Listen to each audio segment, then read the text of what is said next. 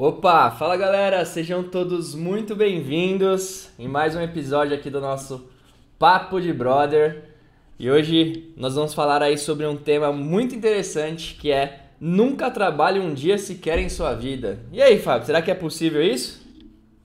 Muito possível e não é fácil, né? Porque você vai ter que entender alguns conceitos aí antes de aplicar isso na sua vida, mas é extremamente possível sim. Exatamente. Então, gente, já vão se aconchegando aí do outro lado. Coloca um hashtag top aí no chat se você está nos escutando bem, se você está nos vendo bem também, que a interação aí de vocês é sempre muito importante, tá? Ainda dá tempo. Compartilhe o link aí com toda a sua equipe, se inscreva aqui no canal, deixa um like nesse vídeo, porque isso ajuda bastante aí a gente cada vez mais trazer conteúdos como esse, os conteúdos semanais que tem aqui dentro dos treinamentos, tá? É, Testa seu microfone aí com a galera, Fábio. Bom, gente, sejam todos muito bem-vindos. Dê um hashtag top aí se tá me vendo bem, se tá me ouvindo bem. Sejam todos muito bem-vindos. Espero que a gente possa, nessa noite aqui, contribuir com cada um de vocês. E vamos lá, né, Felipe? Vamos falar de um assunto extremamente importante aí para você ter resultado na sua vida. É isso aí, gente. Então, o tema é esse.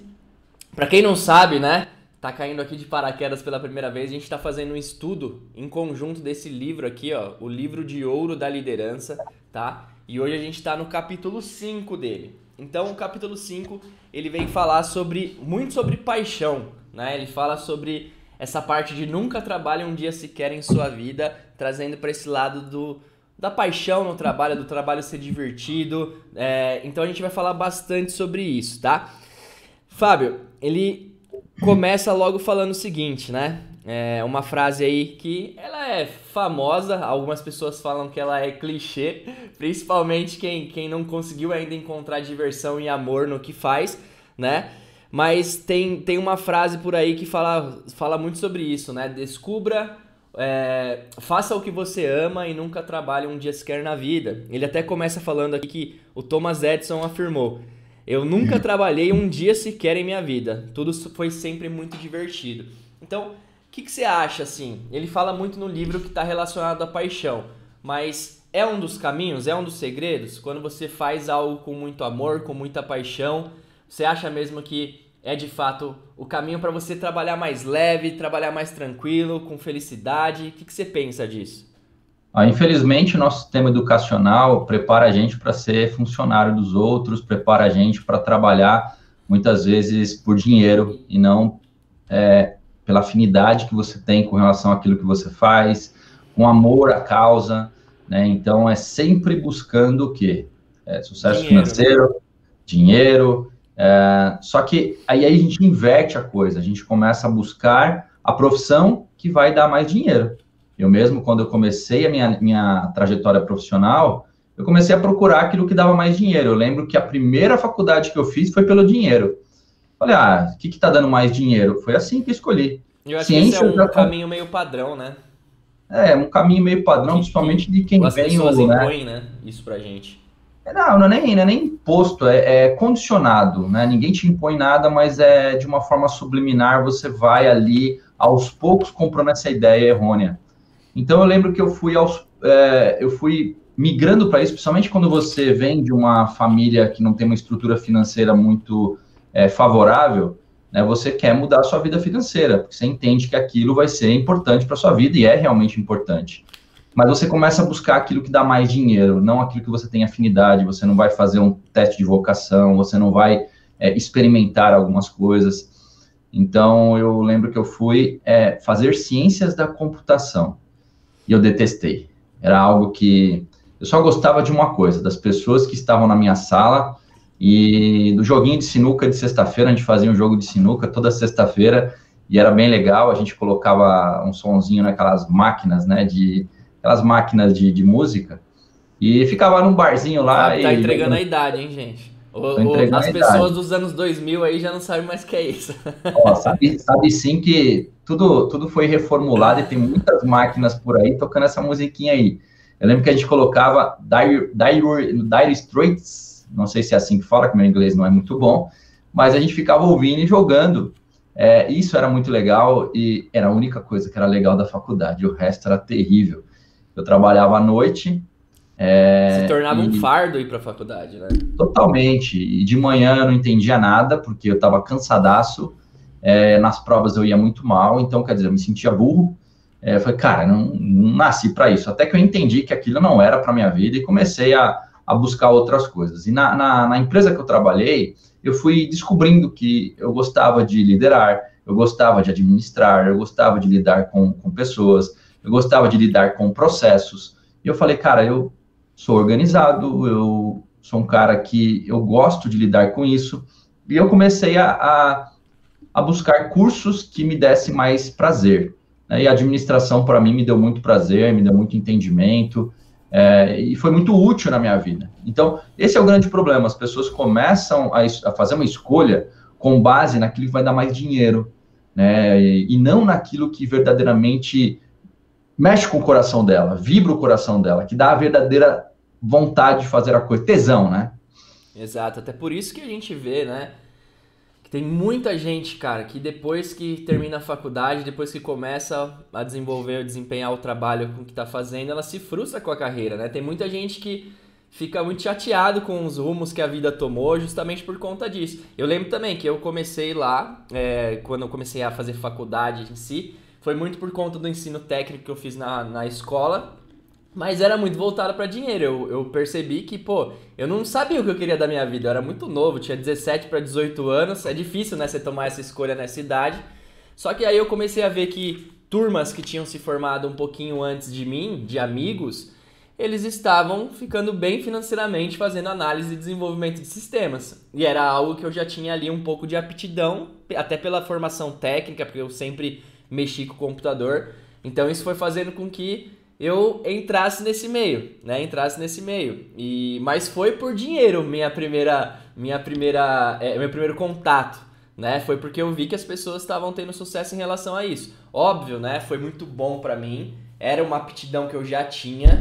Foi fazendo com que, pô, eu conseguisse entender cada vez mais de tecnologia, me apaixonar por isso. Só que o modo de trabalho era o que sempre me incomodou. Essa que é a grande realidade. Pô, é aquilo que a gente sempre fala, né? Sou muito grato por todas as empresas que eu passei, isso é fato, aprendi demais lá. Só que o jeito, eu já era incomodado com aquilo, o jeito como eu fazia, de ter que estar no escritório, de ter que trabalhar absurdamente às vezes para um negócio que eu não via um retorno financeiro. Cara, eu lembro até hoje de uma das coisas que mais me marcaram assim, nessa jornada para eu querer começar a empreender de fato e parar de ser CLT, né? Foi que eu trabalhei durante 8 meses, que nem um maluco em um projeto, né? Junto com o Tom, inclusive. E, pô, lá dentro a gente gostava, se divertia pra caramba e tal. E aí foi aquela fase onde eu dormia no carro, onde eu eu levava até cobertor pro lugar, né? Eu dormia no estacionamento. Só que aí a gente trabalhou demais durante 8 meses. A gente tirou da empresa um custo anual de 1.600.000 que ela pagava por um sistema externo. E o nosso bônus, aquele ano, meio que não veio, né? Então, assim, foi um negócio que a gente... Cara, é 1.600.000 que uma equipe de 4, 5 pessoas deu de economia para a empresa. E, no máximo, a gente recebeu um tapinha nas costas. Então, foi naquele momento que eu vi que não são todas as empresas, gente, mas ali eu não estava tendo o reconhecimento, a gratidão necessária por aquela economia que a gente estava fazendo durante, cara, pensa assim, 10 anos o que isso não ia gerar para a empresa, 20 anos o que isso não ia gerar de economia para a empresa. Então foi ali que eu comecei a abrir mais o olho para isso, a ficar desgostoso, né, com o modo tradicional que as pessoas trabalhavam.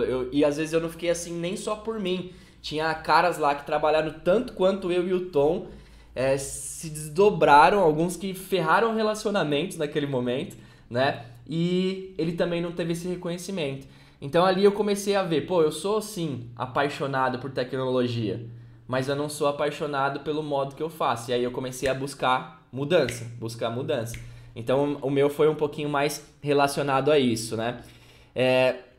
Quando que você encontrou, de fato, assim, Fábio, algo que você tivesse paixão de fazer e, consequentemente, também te desse dinheiro? Foi com a Laricasa? Como que foi? Bom, eu sempre busquei encontrar a paixão e fazer com carinho tudo aquilo que eu me propus. Então, dentro das empresas eu tinha paixão, né? Eu sempre... E quando eu começava a trabalhar por obrigação, eu começava a acender um alerta ali, né? Eu falei, pô, eu dou graças a Deus hoje que em algum momento aconteceu semelhante ao que aconteceu com você. Eu, em vários momentos da empresa... Só um adendo, Fábio, rapidinho, até para você começar essa história. Só não confundam, gente. A gente tá falando aqui de trabalhar com paixão, né, Fábio? Trabalhar com amor naquilo que a gente faz. Só que mesmo quando você encontra em um projeto paixão e amor, vão ter atividades que você não gosta de fazer. Então não confunda que é o Alice no País das Maravilhas, né? Aquele negócio que vai ser sempre tudo perfeito. Só esse adendo que é muito importante de você entender. No marketing de rede, tem várias coisas que eu faço que eu não gosto de fazer, mas eu faço porque é necessário para o resultado acontecer, tá? Mas vai lá. É isso aí, não vai fazer as ações que não são gostosinhas de se fazer, elas são necessárias para o seu resultado. Mas você tem que olhar como um todo. Puto, o projeto que eu estou conduzindo, eu gosto dele, eu gosto do que eu estou fazendo, gosto. Perfeito. Às vezes 90% daquilo que você está fazendo você gosta, mas tem os 10% ali que você não curte. Mas tem que fazer porque é necessário para entregar o todo, que é isso que o Felipe está fazendo. Enfim, eu sempre gostei muito de logística, sempre gostei muito daquilo que eu estava fazendo, eu aprendi muito mas teve os momentos que eu não estou gostando dessa atividade, da onde eu estou, dessa área, e eu fazia mesmo assim, porque eu olhava o todo. Chegou um momento, eu também, por vários momentos, em vários projetos, eu fazia reduções assim de custo rotineiras.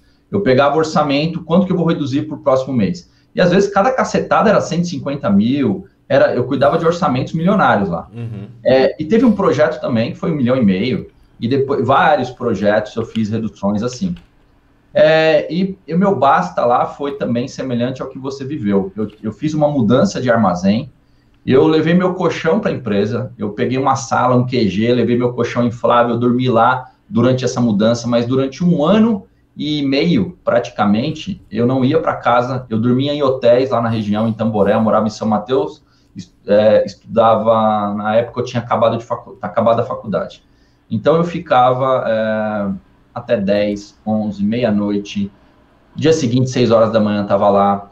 Então a gente conseguiu fazer uma mudança extraordinária. No final dessa mudança, a gente estava exausto, a minha equipe de analistas exausta, todo mundo cansado. Ela foi uma mudança, não foi perfeita, mas foi a melhor mudança que a empresa fez. Não deu mídia, porque até então tinha dado problema com mídia, tinha dado um monte de problema. E quando eu terminei a mudança, não deu 3 meses, o meu gerente, que acompanhou todo aquele processo, viu toda a nossa dedicação, ele saiu. E aí entrou uma outra pessoa. E o primeiro discurso dessa pessoa eu vi que não ia dar certo. Por quê? Porque ele olhou para todo mundo da sala, meus analistas, olhou para toda a equipe e falou assim: a onda começou a se formar, cariocão, né? A onda começou a se formar. Quem quer surfar, vem. Quem não quer, não vem. Agora você vai ter que provar se você é bom para mim. Você provou para o outro, mas agora... Então, aquele jeito malandro de fazer a coisa não deu muito certo comigo. Eu ainda fiquei durante 1 ano aguentando muita coisa. E por que eu aguentava? Por status, porque eu ganhava bem. Aí foi por dinheiro. Eu trabalhei 1 ano lá, porque eu ganhava muito bem. E eu era o chefe mais novo, um chefe com status de gerente, né? Lá eles chamavam de chefe, mas a gente tinha status de gerente porque coordenava acima de 300 pessoas. E aí a gente, naquele momento, Tá travando aí, né, Fê? Não, tá normal. Que aqui tá travando. Não, tá de boa. Vai lá. Tá normal? Então vamos lá. Tava dando uns picos aqui de energia. Então, naquele momento, eu era o chefe mais novo, e aí ele começou a ter dificuldades para mandar eu embora. Ele conseguiu mandar do chefe mais antigo para o chefe mais novo. Quando chegou em mim, eu trabalhava em São Paulo, perto de um monte de gente, perto de pessoas que gostavam muito do meu trabalho. E tinha muita convivência comigo, né? Porque aqui estava a central de administração. Ele começou a ter dificuldade para me mandar embora. Ele começou, né, a fazer de tudo para eu sair. Até que chegou um ponto que eu falei, mas eu não quero mais isso para mim. E ali sim, eu falei, eu vou sair. E aí eu fui fazer um curso no Sebrae e eu descobri que o empreendedorismo era a minha paixão. Então, eu não falo para você que eu tenho algo... não, eu tenho o empreendedorismo. Eu tenho a contribuição com o empreendedorismo. Então, eu entendo que você pode ser feliz com qualquer coisa que você fizer no empreendedorismo. Então, o empreendedorismo ele pode trazer muita coisa boa para a sua vida. Agora, é claro que você tem que ter afinidade com aquilo que você vai empreender. Então, na Laricasa, cara, também fui muito feliz e sou feliz com o negócio, mas chegou um ponto que eu escolhi um caminho que começou a me deixar triste. Um caminho onde eu ia ter muitos funcionários, um caminho onde eu ia me cercar de pessoas com nível escolar muito baixo, e eu não ia conseguir ter uma estrutura, uma infraestrutura de pessoas crescendo comigo e me desenvolvendo também. E aí eu falei, putz, isso daqui também, eu estou indo para um caminho muito que está me tirando muita energia. E aí eu decidi dar um basta naquilo também e começar a escolher outra coisa e deixar meu negócio de higienização mais leve, mais tranquilo, mais alegre, mais divertido. Né? Porque se está faltando diversão, se está faltando alegria no seu negócio, você não vai prosperar. É disso que a gente vai falar hoje aqui. Legal. E assim... Não tá caindo para você mesmo, né? Tá normal. Constante. Tranquilo. Tá, porque tá dando uns picos de energia aqui, e aí meu monitor apaga e parece que eu não tô transmitindo, mas se tá transmitindo, tá ok. Até colocam aí no chat, gente, se tá tudo ok, se tá ficando beleza pra vocês aí, mas aqui pra mim tá tudo tranquilo, não caiu em nenhum momento não. Coloca aí no chat também, gente, eu quero saber hoje, né, os projetos que vocês fazem, pode ser sincero, por dinheiro somente, ou vocês fazem por dinheiro, mas tem muito amor envolvido? Não só o projeto de multinível que às vezes você faz, qualquer outro projeto na sua vida, se você ainda trabalha, coloca aí pra gente essa relação, que é importante, é legal da gente saber aí de vocês também, tá? E eu acho, Fábio, que eu encontrei, né, de fato, um tesão, na verdade, nos projetos que eu faço, que eu acho que eu encontrei um dos negócios mais gostosos que eu amo de fazer na minha vida. Na verdade, eu tenho refletido bastante sobre isso, né? E, cara, eu amo ensinar, eu percebi isso. Eu amo ensinar as pessoas. Eu adoro fazer isso. E aí, todos os projetos que eu tô querendo me envolver daqui pra frente, eu tô tentando levar pra esse caminho. Onde tem as minhas paixões envolvidas, que é, por exemplo, ensinar, adoro fazer isso, tecnologia, amo isso, e vender. Percebi que eu adoro vender também. Então, tudo que eu tenho me envolvido ultimamente em relação a projetos, eu tô buscando ir para esse caminho. Como é, por exemplo, o próprio multinível. Pô, quem ama ensinar no multinível é o meio caminho andado, né? Isso é um fato, quem ama duplicar. Quem ama, fazer, sei lá, lives para depois monetizar através disso, é um dos caminhos também que é muito importante. Você ensina as pessoas, depois você tem um produto que tem ali por trás também, que pode ensinar ainda mais profundamente essas pessoas. Então eu comecei a encontrar minha paixão muito voltado a isso. Eu comecei a pensar, cara, o que eu gosto de fazer? Né? Eu sabia que tecnologia era uma coisa que estava muito forte dentro de mim. E eu adoro isso. Tudo que eu tento fazer, eu coloco uma pitada de tecnologia no meio, né? Mas daí eu comecei a perceber que ensinar é um negócio que me dá muito, muito prazer, né? De ver as pessoas aprendendo algo, colocando em prática aquilo, trazendo resultado para a vida delas. Vender foi algo que começou a cada vez mais despertar dentro de mim nos últimos 2, 3 anos aí. Então eu comecei a usar mais isso ao meu favor também. Então todo projeto que eu vou pensar daqui para frente, se tem minhas paixões envolvidas, eu falo, pode dar certo. Já é um grande indicador do que vai dar certo, né? Então, até uma dica. Vamos trazer uma dica para as pessoas, que a gente está falando aqui, o capítulo e nós estamos falando muito sobre paixão, que é algo que é muito importante de tudo que você vai fazer na vida. Eu acredito muito nisso, né? E essas pessoas que estão nesse exato momento, como a gente já esteve em um momento em nossos projetos, sabe aquela dependência do seu trabalho, do que faz, porque ela precisa sim pagar suas contas no final do mês, só que ela já enxergou que ela não ama fazer aquilo. Ela não quer fazer aquilo pro resto da vida dela. E ela tem um projeto em paralelo, às vezes o próprio marketing de rede, que ela já se encontrou, só que ainda não tá naquele momento de dar o dinheiro suficiente para ela se manter. que você fala para essa pessoa? Qual que é o caminho que ela deve seguir? Paralelo é o melhor caminho? Ou tem que ser que nem o Felipe de dar o all-in em tudo? Eu não acho isso muito válido não, tá? Mas eu quero saber a sua opinião, sua visão em relação a isso. Como essa pessoa tem que levar esse momento que é muito decisivo na vida dela, que às vezes já tá machucando ela, Fábio, de falar, meu, eu não quero mais estar no meu trabalho. Só que aquilo paga as contas dela naquele momento. E ela já enxergou aonde que ela quer botar toda a energia dela. Só que ainda não dá, porque aquilo não tá retornando financeiramente. Qual que é a sua dica para a pessoa nesse momento? Quando você dá um all-in, é porque você tem condições de dar esse all-in. Ou então você você tá muito machucado, né? ou você está muito machucado, aquilo está te ferindo muito, está te machucando e está te deixando doente. Então, quando você deu o all-in, eu lembro que você tinha as duas perguntas que eu fiz. Era um misto, né, dos dois. Duas perguntas que eu fiz que eu me lembro muito bem, porque era uma responsabilidade muito grande e eu teria que entender como que você ia se portar nos momentos difíceis que viriam, porque ele vem. Então, a primeira pergunta foi, como que você vai se virar? Porque o projeto, ele não vai acontecer da noite para o dia. Se demorar 6 meses, se demorar 1 ano, se acabar a sua reserva. E aí você me respondeu o seguinte, eu tenho uma reserva. Tá, mas e se acabar, a próxima pergunta, se acabar a sua reserva, eu vendo o meu carro. Então, e teve que fazer essas duas coisas, gente. Ele acabou com a reserva dele e vendeu o carro dele. E aí que a coisa começou a virar, depois de 1 ano. Então, esse all-in para o Felipe foi planejado. E ele tinha também, ele não era casado, e tinha todo o apoio de vocês também aí, tinha toda uma estrutura familiar por trás. Eu lembro que o terceiro,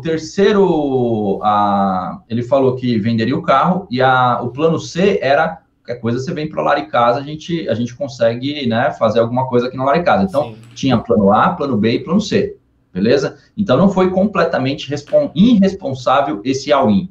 Foi algo pensado. Planejado, agora, na verdade. Uma pessoa que tem filho, família, dar um all-in vai te colocar uma pressão muito grande. Se você não é um cara que já sabe vender, você vai ter dificuldade em viver do negócio logo de cara. Você vai ter que passar por um processo de aprendizado. Um detalhe importante disso que você está falando. Pô, pra mim, naquele momento, eu tinha 26 anos e eu sabia que se a água batesse na bunda, eu conseguiria me recolocar no mercado.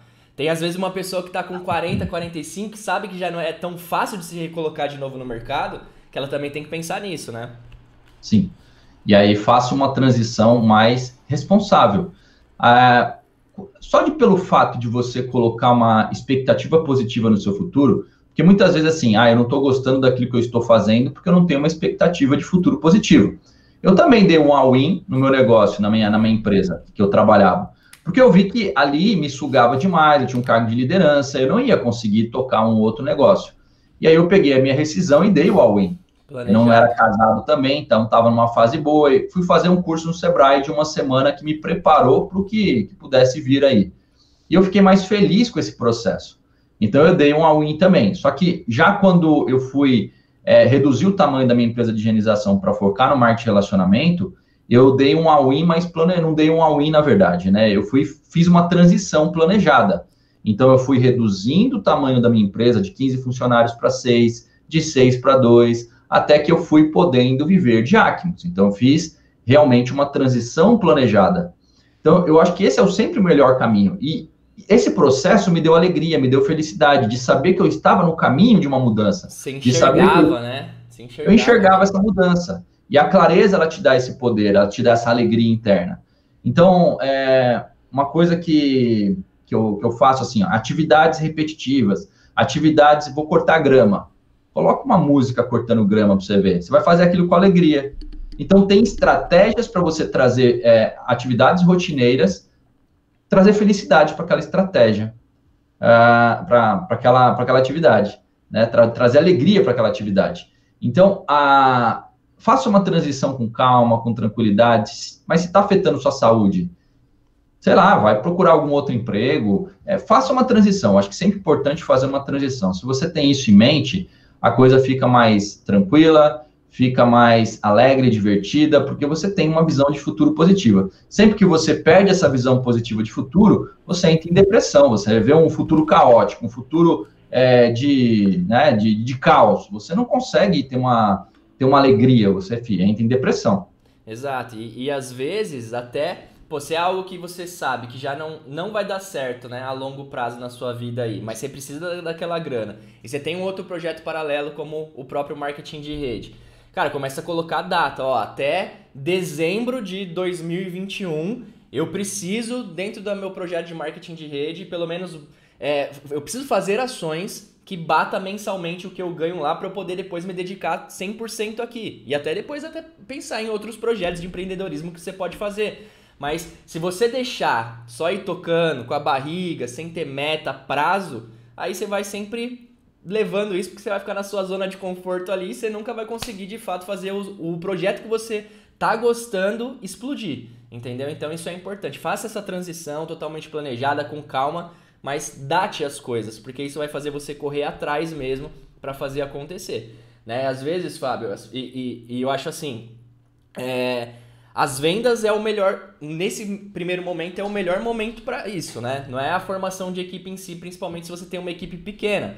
A formação de equipe é de médio a longo prazo, 2, 3 anos que você vai começar a ter bons frutos em relação a isso. Então, comece a se tornar um especialista nos produtos que mais vendem da sua empresa. Isso vai te dar ali um respaldo financeiro de você ganhar 2, 3, 5 mil reais por mês em vendas. Pô, se você for muito bom, como tem vários aí. Cara, essa semana, semana passada no Action, eu vi um caso que eu falei, meu Deus do céu, o cara vendeu 32 mil reais numa semana, Fábio. 7 dias. Mas o que é aquilo? Virou um especialista em vendas, começou... E na pandemia eu tô falando, tá? Pandemia. No meio do caos que tá instalado aí fora, esse cara com atitude foi lá e fez acontecer. Então, se você tem meta, objetivo e você treina aquilo, você vai conseguir. A gente sempre fala do exemplo do próprio Stanley aí.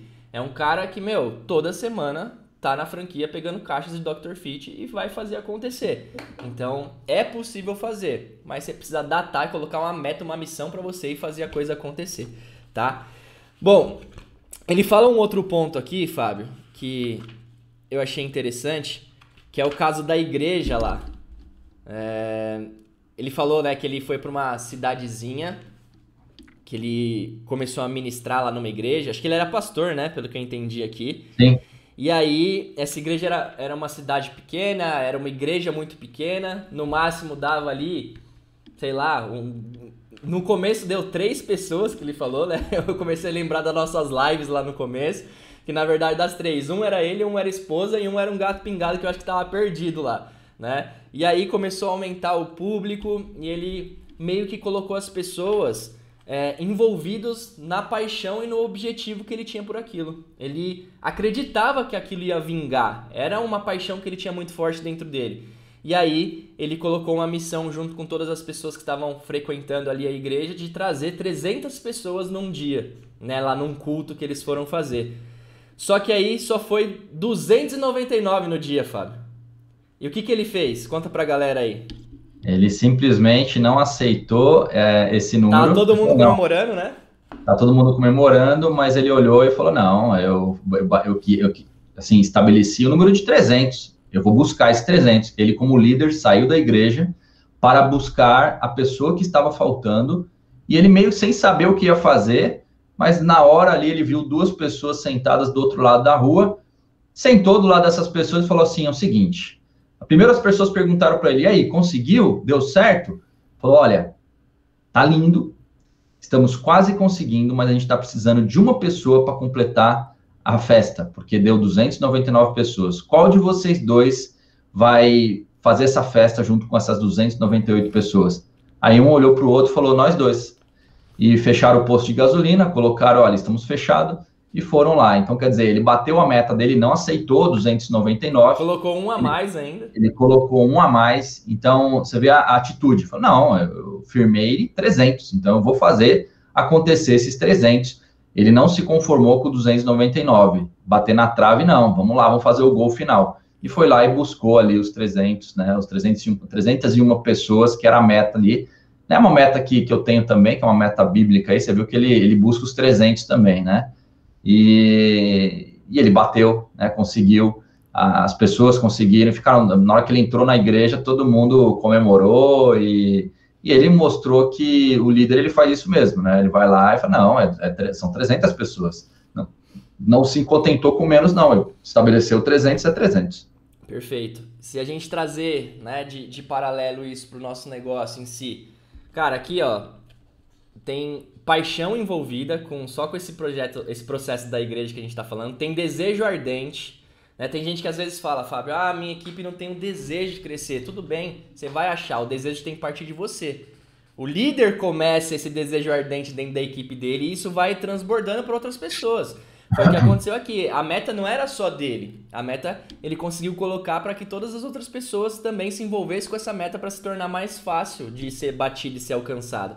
E ele não se entregou, né? Então, quais que são aí as coisas que talvez você que está do outro lado aí possa estar se entregando no seu dia a dia, né? Você está quase chegando lá no seu PIN desejado, ou na sua meta de faturamento desejado, ou na sua meta de cuidar de pessoas desejadas durante a semana, mas por um pouquinho, às vezes, você não está deixando ela de lá, não, tá bom aqui, né? Não está tendo aquela ambição boa de bater ela, de querer cada vez mais fazer ela crescer. Então a gente vê aqui também um desejo por alcançar metas e objetivos que ele tinha muito forte, né? Ele não deixou que para muitas pessoas, né, Fábio? Não, falta só pô, bater uma meta, deixa eu arredondar aqui para cima, né? Ele falou, não, 299 não é 300, eu vou lá buscar, eu vou fazer o diferente. Tá tão pouquinho, por que eu não vou fazer uma a mais para chegar no que a gente combinou?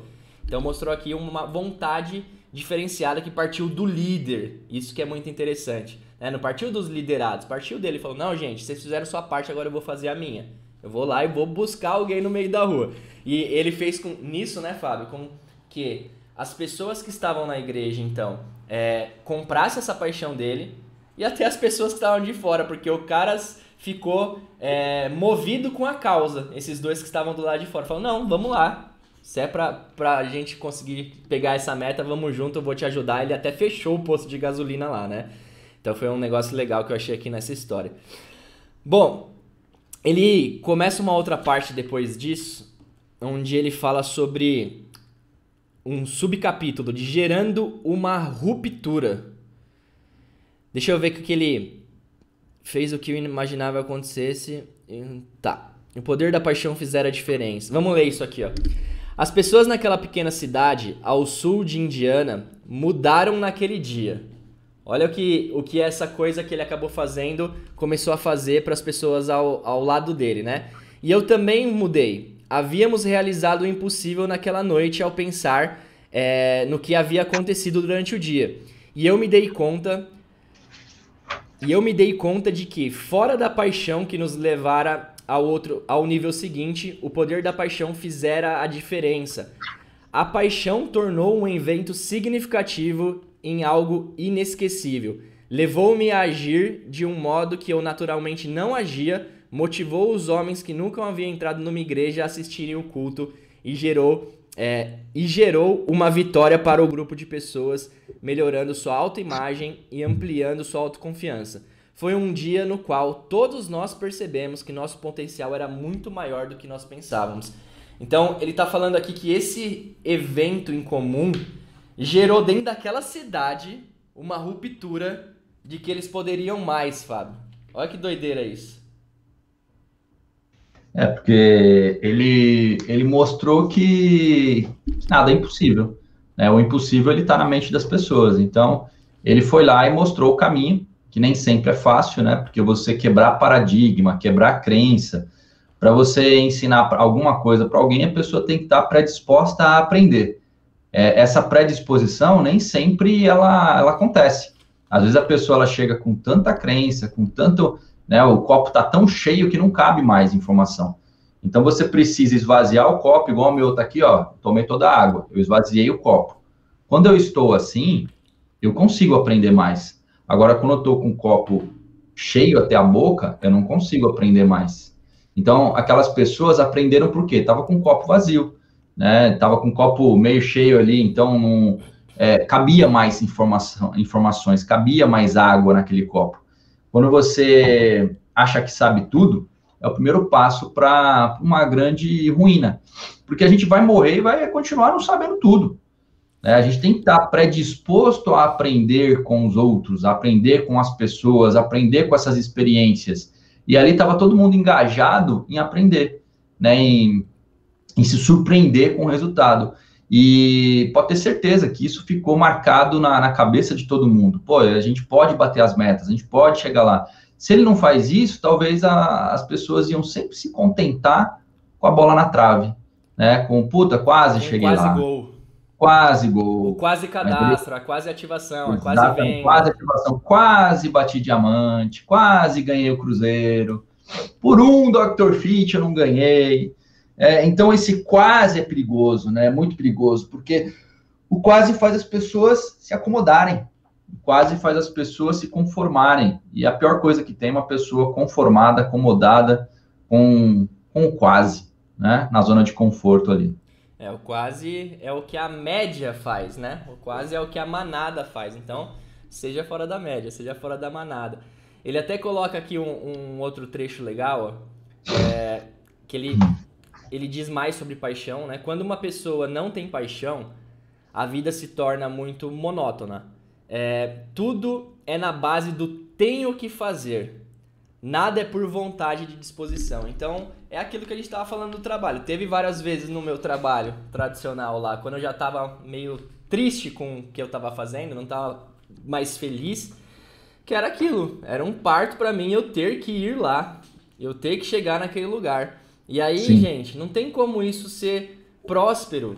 É difícil isso ser próspero se aquela sua ida ao trabalho já está sendo maçante. Imagine as 8 horas que você vai ficar lá. E aí a sua volta acaba sendo a maior alegria, a sua sexta-feira acaba sendo a maior alegria. Por isso que as pessoas têm isso, Fábio, de delirar na sexta-feira às 5 da tarde, por exemplo, ficar apaixonado por um final de semana, porque elas estão exatamente nesse ritmo hipnótico, né? De ir Exatamente. só por ir. Eu tenho que estar no meu trabalho. Por que eu tenho que estar no meu trabalho? Porque eu tenho que pagar minhas contas. E por que eu tenho que pagar minhas contas? Porque foi assim a vida inteira. É a história do Peru lá, né? O cara vai se acostumando com isso. Então, as pessoas têm que tomar muito cuidado nesse sentido, né?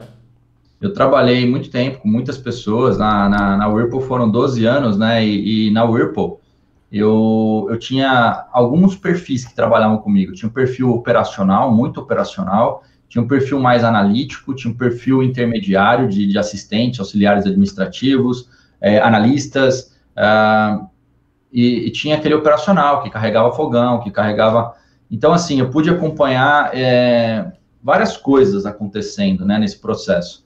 As pessoas que tinham muita vontade de crescer, se desenvolver, e entravam na operação, eu já olhava, eu via o cara fazendo coisa diferente, fazendo o que ninguém fazia. Mais que o combinado, né?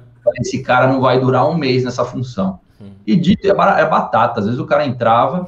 Tinha cara lá com 2 anos de ajudante, esse cara virava conferente em menos de um mês, menos de 2 meses. Por quê?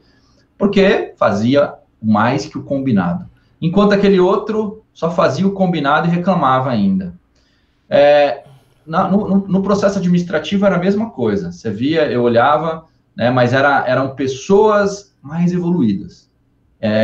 Eram pessoas, muitas vezes, que vieram do operacional, fizeram tão bem feito lá e entraram para o administrativo e começaram a crescer no administrativo. Eu tenho várias pessoas que trabalharam comigo no administrativo ali, que começou na operação, que está até hoje nessa multinacional, e hoje tem cargos de liderança. Então, eu acho muito legal isso, porque as pessoas vão crescendo. E o que difere uma pessoa da outra é o amor pelo que está fazendo. É aquele algo mais, é aquele tesão, é aquela coisa de fazer mais que o combinado. Por que minha empresa de higienização, eu comecei a ter dificuldade com isso? Porque eu não tinha o mesmo orçamento que uma empresa multinacional. E aí eu contratava pessoas a nível operacional que eu não conseguia pagar, né, uma fortuna para essas pessoas.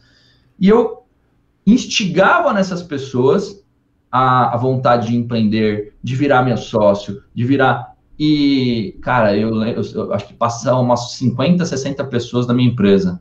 E eu vou te falar assim, ó, dá para contar nos dedos o número de pessoas que quiseram verdadeiramente transformar a Laricasa numa potência. E aí eu falei, cara, eu vou seguir outro rumo, vou seguir outro caminho, porque tá muito desgastante isso. E sabe quem está mais sofrendo nesse período de pandemia? Essas pessoas. As pessoas que olhavam o patrão como inimigo, não faziam mais o combinado. E é cheio de gente assim, né? Não queria mais combinado. Essas pessoas são as que mais estão sofrendo no período de pandemia, porque elas não fazem mais que o combinado, elas não querem, elas encaram o patrão que vem da mesma cidade, da mesma rua, nasceu ali na mesma, mas elas encaram ele como inimigo, porque ele é o patrão. Porque olhou muito a política fazendo isso, a televisão fazendo isso, colocando o empresário inimigo do patrão, né? E eles fazem isso o tempo todo, né? Coloca um inimigo do outro, quem tem uma opinião contrária, inimigo, e todo mundo vira inimigo, e aquele dividir para dominar. Uhum. E as pessoas caem como um patinho, né? Infelizmente. Então, isso fez com que eu tomasse outros rumos na minha vida, porque eu quero me cercar de pessoas que tenham tesão, que tenham vontade de aprender, que queiram evoluir, que queiram contribuir com o mundo. Então, essas pessoas vale a pena você liderar, né? Então, é isso que ele está falando aqui. Não adianta nada você liderar um grupo de pessoas que não está afim. Né? O líder ele pode ser fraco, mas ele pode ter uma equipe fraca também. E vice-versa. Ele pode ter uma equipe forte e não ser tão forte, não. Só que ele tem uma equipe muito forte que vai junto com ele. Então, o que difere uma pessoa da outra é o tesão. É a vontade de fazer a coisa acontecer. E às vezes, a paixão. Né? Não é nem o cara mais habilidoso, o cara que tem mais... É o cara que tem mais vontade. E isso fica claro, gente. Você consegue perceber uma pessoa que quando ela... não é aquela pessoa que tá como a média mesmo. A média gosta de fazer o basiquinho. E tá bom pra eles. Por isso que eles têm salário, às vezes, ou resultados de média. E eles vão sempre ficar aí. Ele não consegue ter essa disruptura de ser proativo. Isso são comportamentos que as pessoas têm de pensar fora da caixinha. O Fábio, ele é o dono da empresa, ele falou isso. Cara, deixa eu tentar fazer isso aqui de uma forma diferente, né? Deixa eu tentar evoluir esse produto, deixa eu tentar ver se dá para fazer isso na casa do cliente de um jeito mais gostoso de fazer, que seja melhor para o cliente, seja melhor para mim. Então, são essas pessoas que se destacam dentro de empresas e dentro do multinível, gente. Às vezes, a gente consegue hoje, com a experiência em si, até identificar pessoas que vão dar certo nesse negócio e pessoas que muitas vezes não vão dar, muito pela vontade e energia que você vê na pessoa ali no começo. Pode ser que ela mude? Pode ser que ela mude. Os treinamentos estão aí para isso, né, Fábio? Para incentivar, estimular e mostrar para ela qual que é o caminho. Mas, às vezes, isso está muito no DNA da pessoa. E a gente não tem o poder para isso, porque vai depender muito dela, né? Então é legal a gente sempre entender isso também, gente. Por isso que a gente costuma bater nessa tecla. Dentro do multinível, cara, não queira trabalhar com qualquer um, só porque você tem que... Falaram para você que você tem que cadastrar e ativar pessoas dentro do seu negócio. Procure sempre pessoas iguais ou melhores que você. Essa é a lógica que vai vir juntamente para somar no seu negócio, não para te sugar. Não para ficar nas suas costas pendurado em você e você não conseguir evoluir, né? Então comece a procurar cada vez mais essas pessoas que estão querendo mudar a vida, que tem vontade, que você identifica pontos fortes nela, que você identifica ali que ela é inquieta às vezes com o estado atual dela, que ela tá querendo buscar algo mais na vida, que ela gosta de ajudar outras pessoas.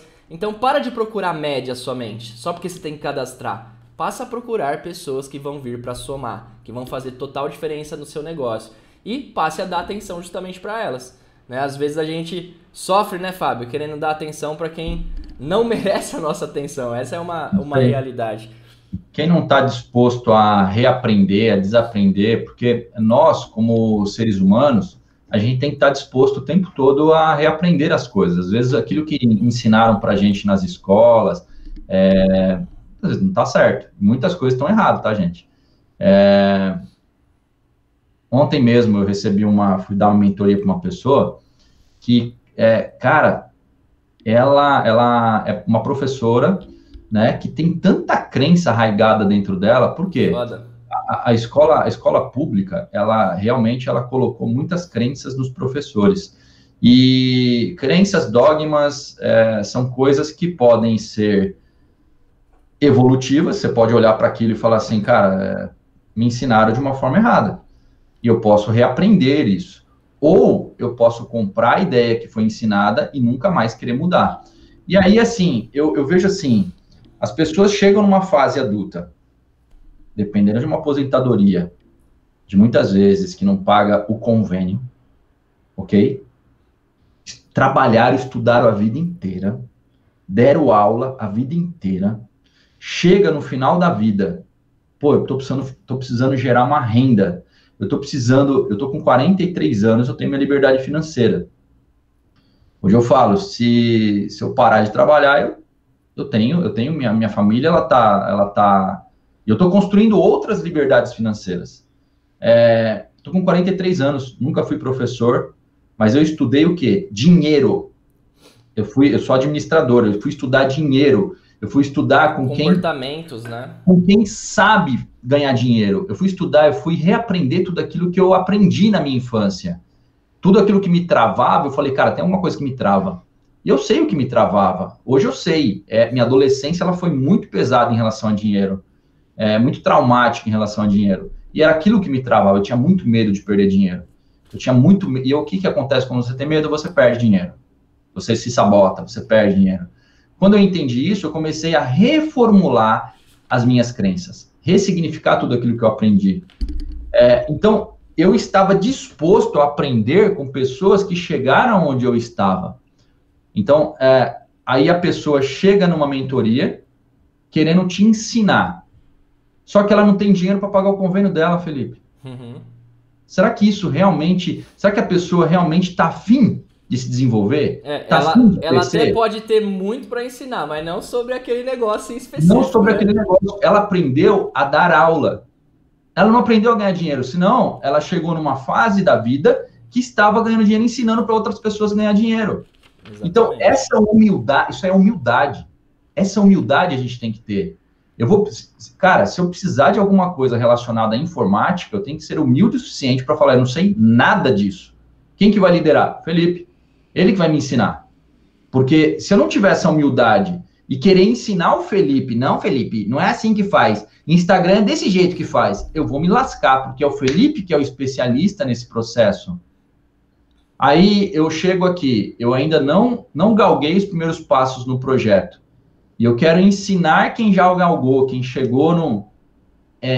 isso que muitas vezes faz com que as pessoas percam a oportunidade, tá? Então, logo de cara eu vejo se a pessoa ela está disposta a reaprender aquilo que aprendeu ou não, né? Hoje eu não deixo isso... O que eu faço? Quando a pessoa não está afim, eu simplesmente não passo a informação. Ela não está afim? Ela não está afim de se tornar um vaso novo. Tem uma música, né? Uma música que minha mãe ela cantava muito, de igreja, que falava que você tem que se quebrar e se tornar um vaso novo. Ela cantava muito essa música, eu não sei cantar. A Rosila deve saber cantar essa música aí. Se tornar um vaso novo. Se tornar um vaso novo, aprender novas coisas, ter novas crenças fortalecedoras, crenças que vão te levar para outros patamares. Porque se sua vida não está como você gostaria, se sua vida faz você só pagar o plano de saúde, olha lá, é porque você não aprendeu alguma coisa ainda. É porque talvez você não tenha paixão naquilo que você faça, você esteja fazendo hoje. É porque falta alguma coisa ainda. O que eu não sei? O que eu não aprendi ainda na minha vida? O que eu aprendi? Você sabe que a coisa mais difícil hoje não está em aprender, está em desaprender aquilo que está te travando. Está em desaprender aquilo que você aprendeu na infância, ou na escola, ou na... Que você leva como verdade absoluta, né? Que te trava até hoje.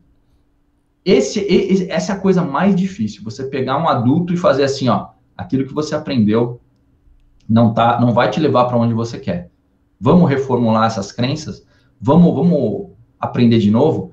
Aí, por isso que as pessoas falam que é muito mais fácil ensinar para criança do que para adulto. Uhum. Porque o adulto sabe tudo. O adulto chega aqui muitas vezes e fala, não, eu sei de tudo, você não... Então, hoje eu sei identificar muito bem, assim, quem que vai ter muita dificuldade em reaprender e quem está aberto a isso. Né? E muitas vezes é pela dor, muitas vezes a pessoa se acomoda com... Quer queira, quer não, ela tem uma aposentadoria que paga o plano de saúde. E aí ela se acomoda. tá? E aí eu falo, não, eu não preciso aprender de novo, não. Vou aprender com esse cara aí que é 30 anos mais novo que eu. Quer viver na média, né? Hoje eu aprendo com várias pessoas mais novas que eu. Aprendo com o Felipe, aprendo com a Marcela, que tem, cara, metade da minha idade aí quase. Eu não queria falar, mas tem que falar, né? Eu aprendo com um cara, tem um cara que é meu mentor, que ele tem 27 anos, tá? Então, assim, tem que ter humildade para aprender com pessoas mais novas. Mais velhas, tem que ter humildade para aprender com pessoas, também, né? Tem que estar disposto, tem que estar aberto a isso. E uma coisa que eu falo aqui, para finalizar essa minha fala aqui, que já demorou muito, eu gosto muito de introduzir a palavra tenacidade junto com paixão. Ele não coloca aqui, eu acho que é uma evolução desse assunto que a gente está falando, porque a paixão pode ser fogo de palha. A tenacidade, ela faz com que a paixão seja algo duradouro. Tá? A tenacidade é a capacidade que a pessoa tem de se apaixonar por algo e ficar com esse algo. Ok? Perfeito. Para fechar aqui nosso bate-papo de hoje. E aí, galera? Estão gostando aí? Coloca aí no chat pra gente, dá uma olhada aqui também, para ver se ficou claro, né? A gente sempre lê tudo que vocês mandam aqui para nós. Mas o que você tirou de maior insight até agora desse capítulo de hoje? E ele fala só para fechar, Fábio. Ele fala o seguinte, ó. Esqueça o dinheiro e siga a sua paixão. Eu vou até ler isso aqui porque é um estudo, né? Que eu gosto de trazer esses dados para vocês entenderem mais do outro lado também. Olha lá, ó. Um estudo realizado com uma universidade da área de negócios acompanhou a carreira de 1.500 pessoas dos anos 60 a 80, de 1900, né? 1960 a 1980.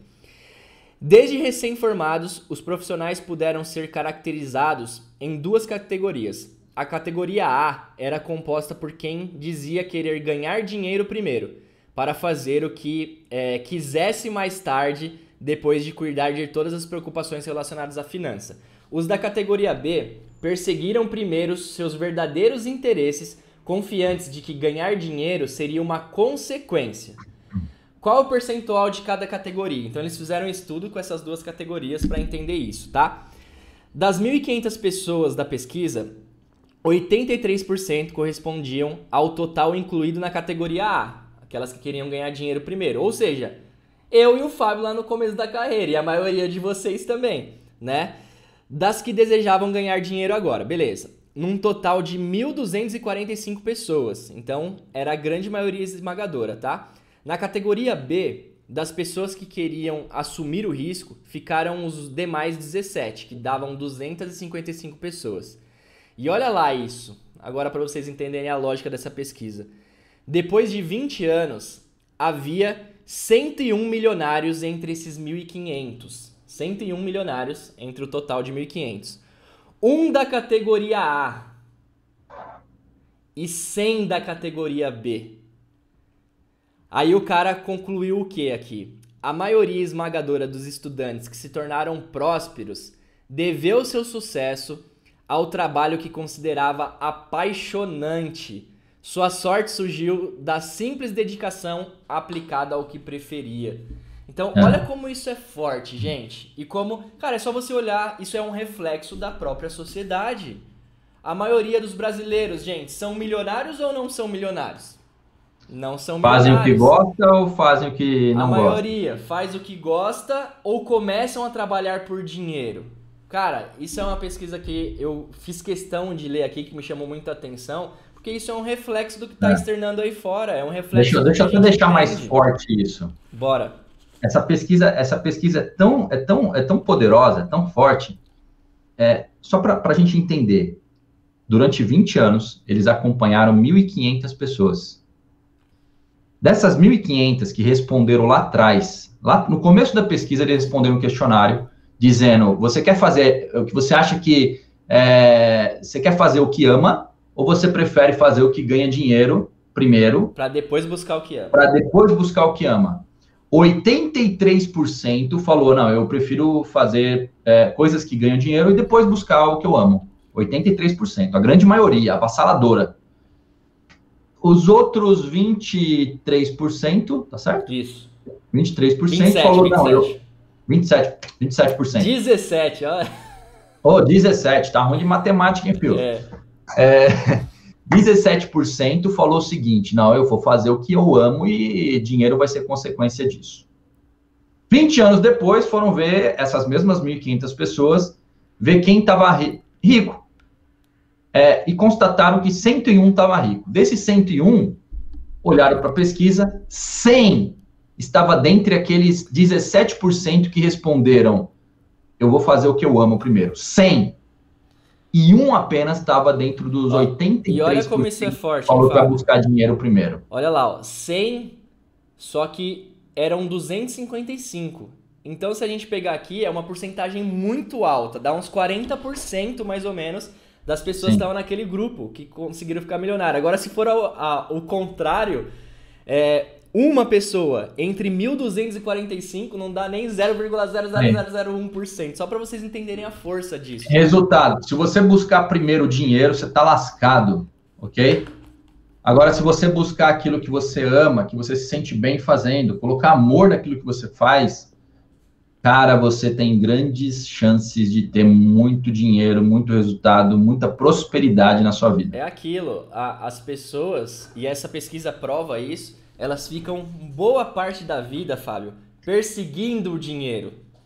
Para com isso, começa a fazer realmente o que toca seu coração, que você está sendo útil para a sociedade, começa de fato, com o seu trabalho, com a sua paixão, ajudar o maior número de pessoas, que numa hora o dinheiro vai perseguir você, essa que é a grande realidade, não adianta você ficar indo atrás dele, você tem que se preocupar em ser feliz, pô. Quando você é feliz, quando você tem paixão no que você faz, isso será consequência, porque você com felicidade você é mais produtivo, você acaba contagiando pessoas ao seu redor, você vende mais, você recruta mais, você treina mais as pessoas, você duplica mais habilidades em pessoas e isso vai consequentemente afetar o seu cheque lá na frente. É natural. Então, para de ficar perseguindo dinheiro. Na hora que você para com isso, ele começa a vir atrás de você, ele gosta de pessoas que têm o desapego, essa que é a realidade, né? Então, é um pouquinho do que essa parte final do livro acaba falando aqui pra gente. Baita ensinamento esse capítulo, hein, Fábio? Grande ensinamento, espero que ele possa realmente te ajudar a não só trabalhar com aquilo que você ama, entender também que é necessário fazer algumas atividades que você não tem muita afinidade. Né? Eu procuro que quando tem alguma coisa muito que puta, não curto fazer, eu vou lá e faço em primeiro lugar. No meu primeira coisa do dia, faço alguma coisa que eu não estou muito afim.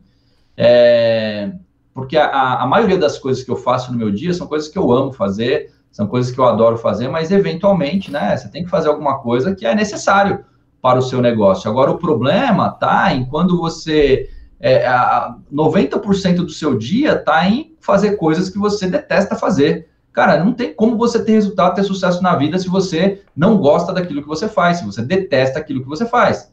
Não tem como. Você vai ficar uma pessoa ranzinza, chata pra caramba, e o que é pior de tudo, né? Frouxa.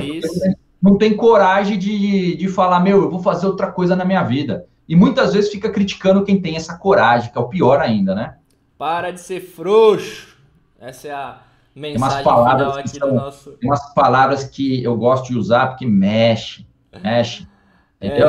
E na semana que vem, gente, nós vamos aí falar sobre o capítulo 6, que é os melhores... Olha que legal esse tema, hein? Eles têm no livro alguns temas que provocam as pessoas. Os melhores líderes são aqueles que sabem ouvir. Olha que legal isso aqui. Então ele vai falar muito sobre isso na semana que vem. A gente vai estar junto aqui na próxima terça-feira. Então, gente, já deixa seu like aqui, né? Se inscreva no canal, isso ajuda bastante toda a equipe Território de Sucesso. Amanhã vai ter treinamento aqui no canal às 21 horas, então venha, participe, convoque toda a sua equipe aí, porque vai ser algo bem legal. E semana que vem nós estamos de volta com mais um Papo de Brother às 21 horas. E lembrando, hein, tá rolando lá aquela parte do grupo. Quanto mais pessoas vocês levarem no grupo de WhatsApp, quando a gente chegar em 200 pessoas no grupo Papo de Brother, a gente vai fazer um sorteio do livro. Então convoca geral aí pra estar junto com a gente, que aí a gente vai sortear um livro do nosso próximo estudo que a gente vai fazer, beleza? Fiquem com Deus, um beijo pra todo mundo aí e um abraço.